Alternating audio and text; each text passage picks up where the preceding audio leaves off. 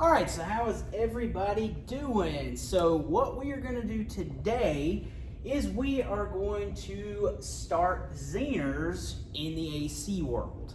All right, so far what we have done is we have done Zeners in a DC application. So now we're going to move to an AC application and see what our waveforms and what our outputs actually look like. So this will be pretty much the last piece of information that you will need to know for the upcoming test. So on this test, just review back over diodes in AC, so just our general purpose diodes, and then Zeners in both DC and AC applications. So all those worksheets that you've done, review back over them. Any questions, please remember to email, or you can ask me in class now that we are in class. So just a little brief review of the Zener diode. So remember, if your schematic symbol looks like this, you are using a Zener diode. So in a Zener diode, remember that it operates like both a voltage regulation or voltage regulator, or in forward bias, it'll act like a general purpose diode. So remember, when the diode is forward biased, we have the general 0.7 volt lock. So once we reach 0.7 volts on the Zener, it's like a closed switch and current can flow, and the diode and anything in parallel with it locks at 0.7. In reverse bias, we have what we call the VZ, or the reverse breakdown voltage, or the reverse voltage. So what happens is whatever that VZ of that Zener is, in reverse bias, once it reaches that value, then the diode will actually start conducting in reverse bias. So up until we reach the 0.7 volts in forward or VZ in reverse, the diode remains open. So the advantage of using the Zener is we can conduct in both directions. With a general purpose diode, we will never conduct in reverse bias. We're always going to remain open and current can't flow. However, in the Zener, in reverse bias, we will start conducting at the VZ. So again, VZ can vary all the way from 1 volt up to 200, 250 volts, depending on the Zener that's being used. So for instance, today, we're going to be using a Zener with a VZ of 3 volts. So that means that when this is reverse bias, once it reaches 3 volts, all right, once it reaches 3 volts, then the Zener will lock, and so will whatever is in parallel with it. So what we're going to do is we're going to observe our waveforms from an AC point of view with Zener diodes. So to do that, we're going to work it a lot like we did when we had just a general purpose diode. All right, so the first thing we want to see is that we do have an AC source. We're at 15 volts peak. So that means that we're going to peak in one direction at 15 volts and peak in the other direction at 15 volts, which gives us a 30 volts peak to peak. So the 30 volts is the span of the entire waveform, where the 15 volts is just telling you that when current's flowing one way, we'll reach 15 volts. When it's flowing in the opposite way, we reach 15 volts. So we always want to go ahead and draw our VS. VS is just whatever our peak voltage is here. Okay? So that means that when we draw this, we will label it. We have a positive 15 volts and a negative 15 volts. Okay? So that means that if we were actually looking at this, this would be a 15 volt AC source from a peak value point of view. Okay? Don't get that confused with RMS. If you actually read it with a meter, it would be slightly less. Okay? So, with that being said, what we're going to do is we are going to look at our waveforms. So first of all, we want to get back in the swing. Since we've been in DC with the diodes, we want to get back in the swing of that upswing and that downswing. So remember, when I say upswing, I'm referring to when the voltage is positive, and in the downswing, it's when the voltage is in the negative swing. Okay? So let's look at which way our diode is facing. Currently, the cathode is facing towards reference. All right, so let's go ahead and look what we're going to have. So on the upswing, let's see whether the diode is in forward or reverse bias. And that'll answer all of our questions about where it locks and what all the other things look like. So on the upswing, remember that this is going to be my polarity for the upswing. Okay? So just think about it. Current flows, we're in the positive direction on the upswing. So therefore, we're going to put our positive on top. Okay? So when we have the upswing, and this is our polarity, notice that the positive is to the anode. So anytime the anode is more positive than the cathode, that means that we are forward bias. And then on the downswing, remember AC, we periodically reverse the direction of current. On the downswing, this becomes our polarity.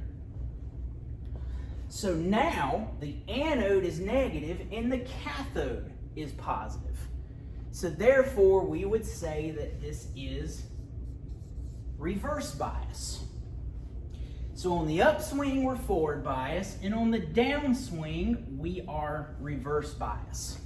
So let's break that down into steps. Let's approach it from an upswing only point of view right now, okay? So then we're gonna go and draw all of our upswings, and then we're gonna swap the polarity and then go through and label all of our downswings from a waveform point of view. So on the upswing, remember we are forward biased. So let's label our voltages. We have 15 volts peak. Is that enough to allow this diode to lock at 0.7 volts? Yes, it is. Because if the diode was not there, two equal value resistors using Kirchhoff's voltage law, all right, we have to add up to that 15. So two equal value resistors would put 7.5 and 7.5, and that's plenty to lock that diode. So if the diode is locked, that means that we are going to read 0.7 volts across the Zener. Because remember, in forward bias, the Zener locks at 0.7 just like a general purpose. RL is in parallel with the diode, so that means that it's going to be locked with whatever the diode is. So that means that RL is going to be 0.7 volts. So if 0.7 volts is being accounted for here, Kirchhoff's voltage law states that what is left is at R1. So if I have 15 volts peak, and 0.7 is already accounted for, that means that I would have 14.3 volts at R1. Okay, so to figure out VR1 when we're forward biased, it would just be source voltage, so Vs, minus Vd. Okay, so Vs minus Vd. That's always what we're going to do as far as calculating what VR1 is. So if you have to write that down, just always remember that VR1 is equal to Vs minus Vd. Okay? So now that we have our three voltages labeled, all we have to do is go draw our waveforms now. So VR1 is going to be a waveform that is going to peak at a positive 14.3 volts. Okay? So now, looking at the diode is clipping at 0.7 volts. So a lot of you have asked the question, when do I draw an actual rounded out waveform and when do I draw a flatline clipped waveform? Well, anytime you are using a diode, think of it like this. It's like shaving it off. Once we reach 0.7 volts, it's cut off. So it is not rising at an exponential rate anymore like it is across VR1. Current is not just climbing and then it peaks and then it falls down. Once it reaches the 0.7 volts, it clips it for the rest of that duration. So, across the diode, we would have a nice flat 0.7 volt lock in the positive direction. So whatever VD is, VRL is going to be the same because they're in parallel. So we're going to have that nice 0.7 volt lock at VRL also. So now we have all of our upswings accounted for. So this is what we should look like on our upswing. So as you can see, 0.7 volts, and then what's left is at VR1. So now we're going to go through and we're going to label all of our downswings.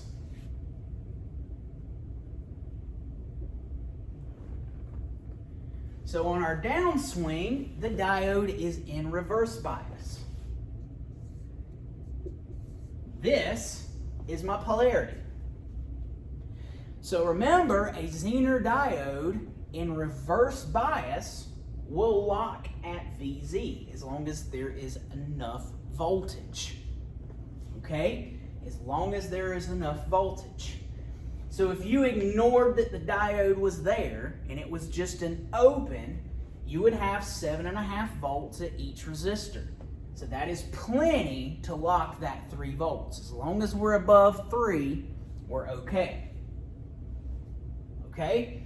So on the downswing, we are reverse biased. So that means that the Zener is going to lock at VZ, which is 3 volts.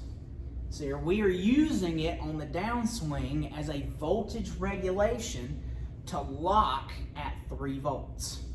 So that means that our output on that downswing is 3 volts. So now, since RL is in parallel, it's also going to be locked at 3 volts. Now what about VR1? Well, remember, VR1 is always going to be VS minus VD. So that would be 15 minus 3 equals 12 volts. So at VR1, we have 12 volts. Okay? So now all we have to do is go label everything with our new voltages for the downswing. So remember, VR1 is going to have that rounded off, that rounded waveform, because we're not clipping at VR1, we're clipping using the diode and what's in parallel with it. So VR1 is going to come down, and it's going to be negative 12 volts. And now looking at VD is going to come down and it's going to lock at 3 volts negative. And it'll be the flat waveform because again, once we reach that 3 volts, it's like, nope, no more current can flow. We're going to set at 3 volts. So VRL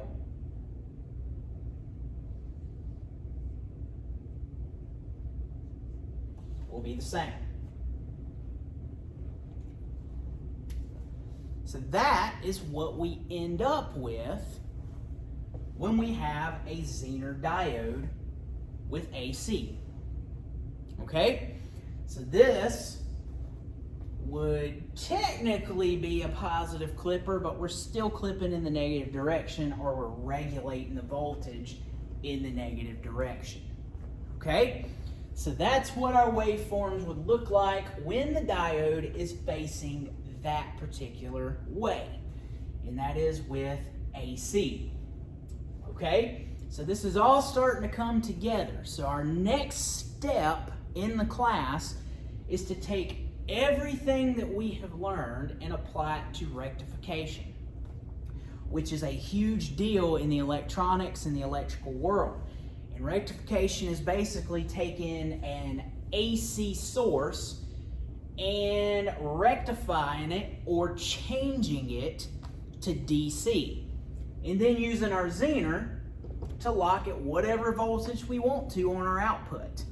So all the circuits that we have done so far is all going to come together in the next unit to form rectification.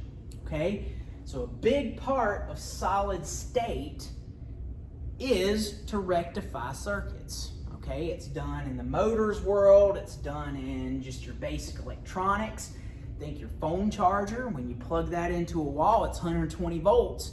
But how are you only getting 5 volts DC out to charge your phone? Well, you run it through a rectification circuit, okay? So it's used extensively in all aspects of the industry, both large scale and small scale, okay? So, again, this is basically what we have, okay? So now, ask a question. What happens when we flip that diode around? So what we're going to do is we're going to go through and we're going to look at what happens when we flip it around. And to no surprise, what's going to happen is exactly what happened with just general purpose diodes in an AC circuit. We're essentially just going to be flipping our waveforms. So we're going to regulate the voltage in the other direction now. So let's look at what we have when we flip the diode around. So erase all this here.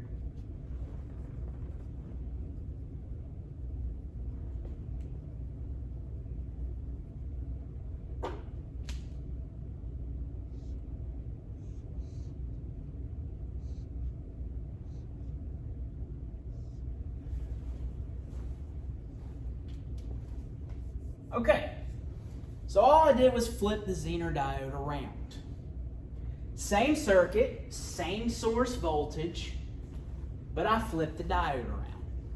So what becomes of the waveforms is they also flip, okay?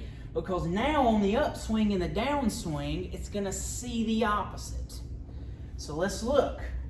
When this is our polarity on the upswing,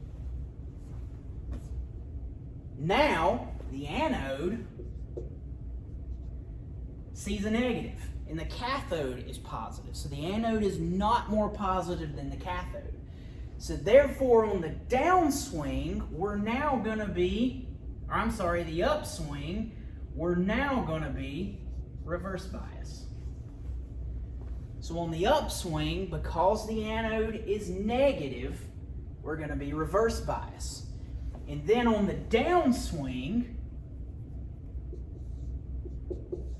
positive becomes the anode, or the anode becomes positive, sorry. So we're going to be forward bias. So as you can see, the reverse bias and forward bias flips. So how the circuit sees the diode is opposite of when it was turned around. So you flip the diode, you flip the waveforms. Okay, just always remember that. So once you plot one, you should always know to check back and reference the one before if your diode flips around, okay? So on the upswing, we are reverse bias. So that means on the upswing, this Zener is going to lock at the 3 volts because it's reverse bias. So it's going to lock at VZ. So on the upswing, we're going to lock at 3 volts. Now VS is the same. Nothing changed about our source, so we can leave that drawn. So if the diode is locked at VZ, also RL will be locked at VZ. And then remember, VR1 is going to be 15 minus 3, which equals the 12 volts. So now go through and draw all of your waveforms for the upswing. So on VR1, we have a positive 12 volts. On the diode, we're going to lock at positive 3 volts. And then on RL, we're going to lock at positive 3 volts.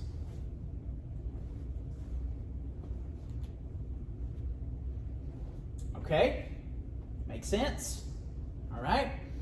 Now,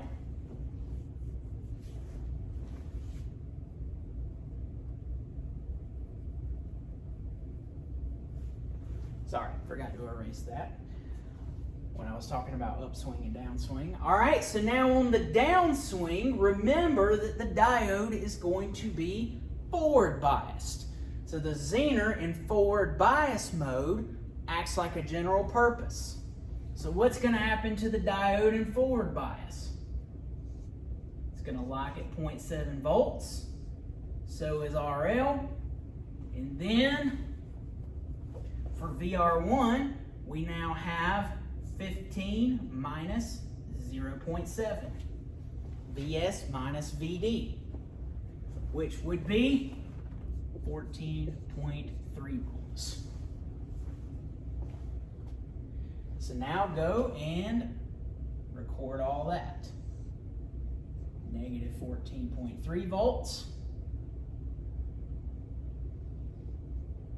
Negative 0.7 volts for the diode and negative 0.7 volts for RL. So as you can see, same waveforms as the previous circuit, they are just flipped. So they flipped when you flip the diode. Okay? So that's really all there is to Zeners when it comes to AC. Okay? That's it. That's all we have. All right, so with that being said, one more type of circuit that we're going to work with, which will be in the next video, which is going to talk about biasing. All right, so we're going to be biasing a diode. So it's kind of similar to how the Zener works. We're just biasing it to a higher voltage. But it's a general purpose instead of a Zener, so stay tuned for the next video. And then once we are done with that, that'll be it. And there'll only be one biasing problem on the test. Everything else is going to draw from diodes in AC, Zeners in DC, and Zeners in AC. Okay? So, let's go ahead and call it quits for this video, and I'll see you guys on the next one.